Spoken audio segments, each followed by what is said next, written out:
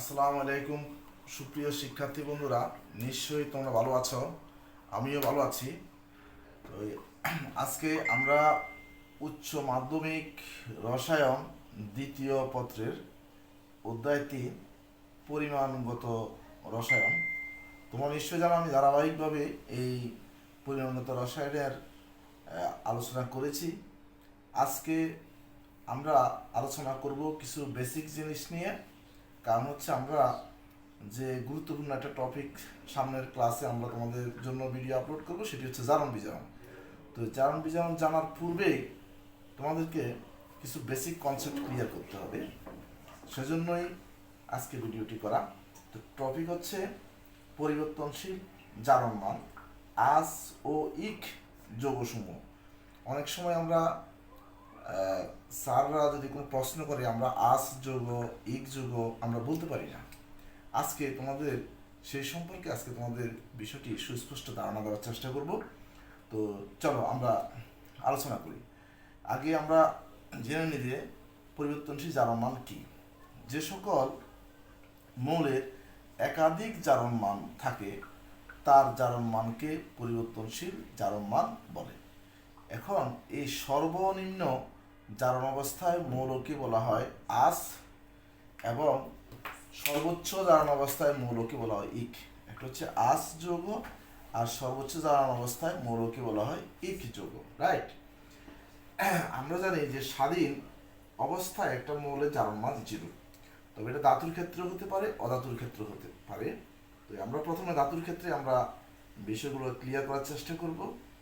ধাতুর ক্ষেত্রে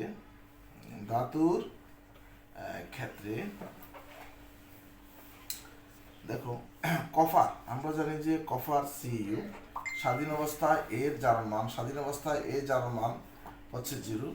এর দুই ধরনের জারণ মান আছে, একটা হচ্ছে সিইউ প্লাস আর একটা হচ্ছে সিইউ, এখানে আমরা লিখব 2+। দুই ধরনের জারণ মান। তাহলে এই জারণ মানের মধ্যে সর্বনিম্ন জারণ মান প্লাস, এটা 1। তাহলে আমরা বলবো যে +1 হচ্ছে সর্বনিম্ন জারণ মান, এটাকে বলা হয় আস। আর সর্বোচ্চ জারণ অবস্থায় এটাকে বলা হবে ইক, রাইট? সিমিলারলি আমরা যাব যে আয়রন। স্বাধীন অবস্থায় আয়রনের জারণ মান হচ্ছে 0। এর দুই ধরনের জারণ মান আছে, একটা হচ্ছে Fe, আমরা জানি যে 2+, আর একটা হচ্ছে Fe, এখানে হবে 3+।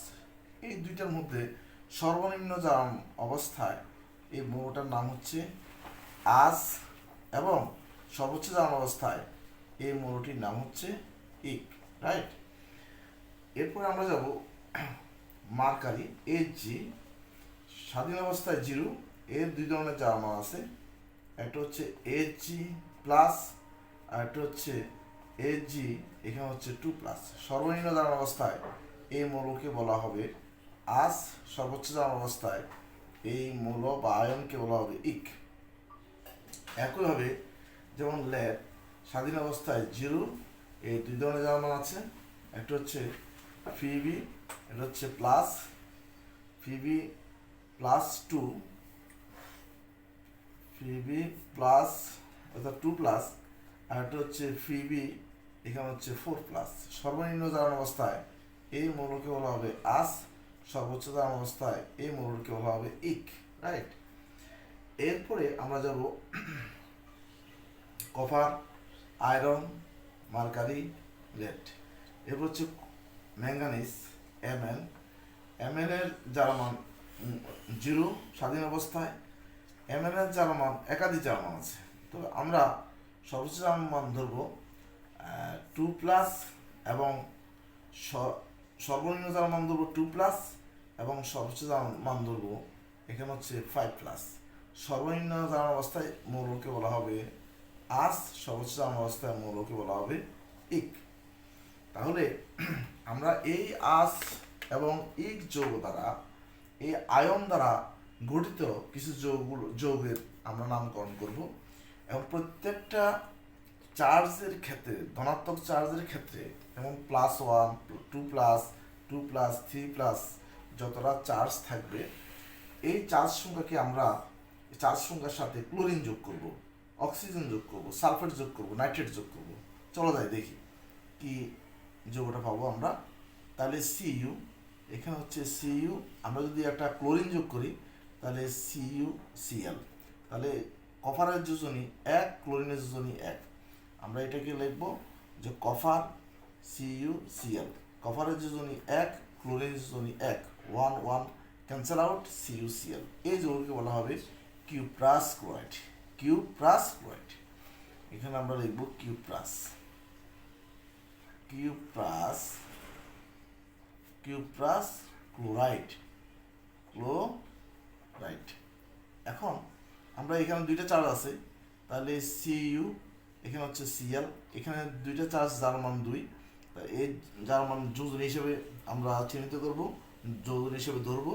তাহলে এটা হচ্ছে কপারের যোজনী এদিকে আসবে 2, ক্লোরিনের যোজনী 1, তাহলে এটা হচ্ছে কিউপ্রিক ক্লোরাইড, কিউপ্রিক ক্লোরাইড। একইভাবে আমরা যদি এপি দুইটা ক্লোরিন যোগ করি এখানে, এটার নাম হচ্ছে ফেরাস ক্লোরাইড। এখানে আমরা লিখব FeCl3, এই যৌগকে বলা হবে ফেরিক ক্লোরাইড। একইভাবে এটাকে আমরা বলবো AgCl mercurous chloride, mercurous chloride. তারপর হচ্ছে Ag দুইটা চার আছে, এই জন্য এখানে আমরা ক্লোরিন হবে 2টি, এটা হচ্ছে মার্কিউরিক ক্লোরাইড, রাইট। এরপরে আমরা যদি ল্যাডকে আমরা কনসিডার করি, ল্যাড সিএল, এখানে হচ্ছে 2, এটা হচ্ছে ল্যাড আস ক্লোরাইড। তারপর হচ্ছে ল্যাড, তারপর হচ্ছে এখানে ইক ক্লোরাইড, রাইট। তাহলে আমরা এখন অক্সিজেন দিয়ে আমরা যৌগগুলা দেখার চেষ্টা করব। তাহলে আমরা যদি অক্সিজেন বসে, তাহলে CuO, তার মানে CuO কপারের যোজনী এখানে 1, অক্সিজেন যোজনী 2, তাহলে এখানে হচ্ছে Cu2O, কিউপ্রাস অক্সাইড। আর যেহেতু কপারের যোজনী নিচে হচ্ছে 2 ইক, তাহলে এটা হচ্ছে কিউপ্রিক অক্সাইড। একইভাবে এই আয়রনের যোজনী এখানে আয়রনের যোজনী হচ্ছে 2, তাহলে FeO ফেরাস অক্সাইড, ফেরাস যেহেতু এটা আস যৌগ, ফেরাস অক্সাইড। তারপর হচ্ছে FeO, আয়রনের যোজনী এখানে 3, অক্সিজেন যোজনী 2, এটা হচ্ছে ফেরিক অক্সাইড। একইভাবে আমরা AgO, অক্সিজেন যোজনী 2, মার্কারিজ যোজনী এখানে 1, মার্কারিজ যোজনী হচ্ছে 1, তাহলে আমরা লিখবো এখানে Ag2O2, তাহলে মার্কারিজ যোজনী 1, অক্সিজেন যোজনী আমরা এখানে 1, তাই না। তাহলে মার্কিউরাস অক্সাইড, মার্কিউরাস অক্সাইড। তারপর AgO, মার্কারিজ যোজনী এখানে হচ্ছে 2, অক্সিজেন যোজনী 2, মার্কিউরিক অক্সাইড। তারপর হচ্ছে এখানে আমরা লিখবো লেড অক্সাইড, লেড যোজনী 2, আস অক্সাইড, লেড আস অক্সাইড। তারপর হচ্ছে FeO2, লেড ইক অক্সাইড, লেড ইক অক্সাইড। তাহলে আমরা ক্লোরাইড সম্পর্কে জানলাম, অক্সিজেন সম্পর্কে জানলাম। তো এখন যদি আমরা অধাতুর ক্ষেত্রে আমরা বিষয়গুলোকে বিবেচনা করি, তাহলে সেক্ষেত্রে আমরা অধাতুর ক্ষেত্রে আমরা লিখতে পারি, অধাতুর ক্ষেত্রে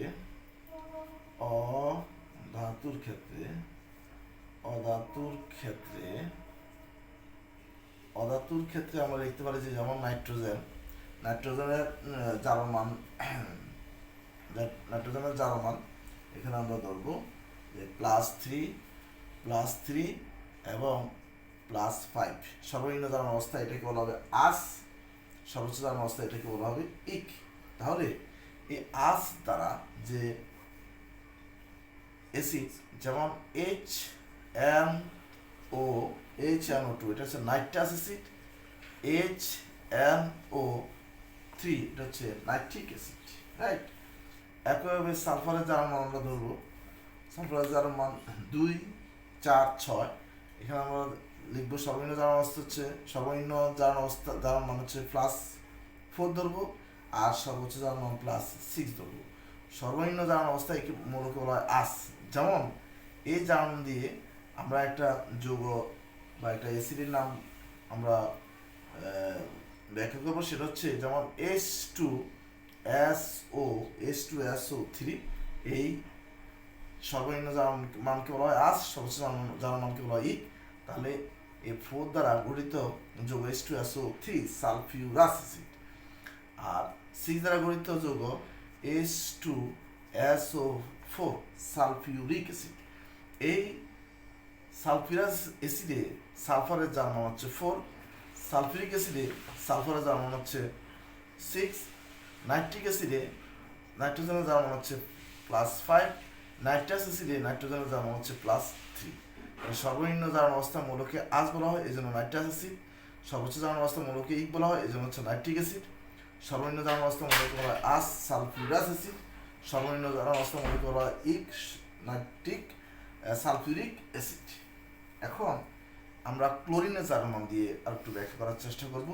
যেমন ক্লোরিনের জারণ মান আমরা সর্বনিম্ন যে জারণ মান আমরা ধরবো +3, সর্বোচ্চ জারণ মান ধরবো আমরা সর্বোচ্চ জারণ মান +5। তাহলে +3 দ্বারা গঠিত যৌগ যেমন HCl, এখানে HClO2 এটা হচ্ছে ক্লোরাস অ্যাসিড। আর 5 দ্বারা গঠিত যৌগ HClO, এখানে হচ্ছে HClO3 এটা হচ্ছে ক্লোরিক অ্যাসিড। একইভাবে HBrO2 bromous acid, HBrO3 bromic acid, HiO2 iodous acid, HiO3 iodic acid. সর্বনিম্ন জারণ অবস্থায় মৌলকে বলা হয় আস, সর্বোচ্চ জারণ অবস্থায় মৌলকে বলা হয় ইক। তাহলে এই যৌগগুলো হচ্ছে আস অ্যাসিড, আর এই যৌগগুলো হচ্ছে ইক অ্যাসিড। তো এইভাবে তোমরা নামকরণ করবে।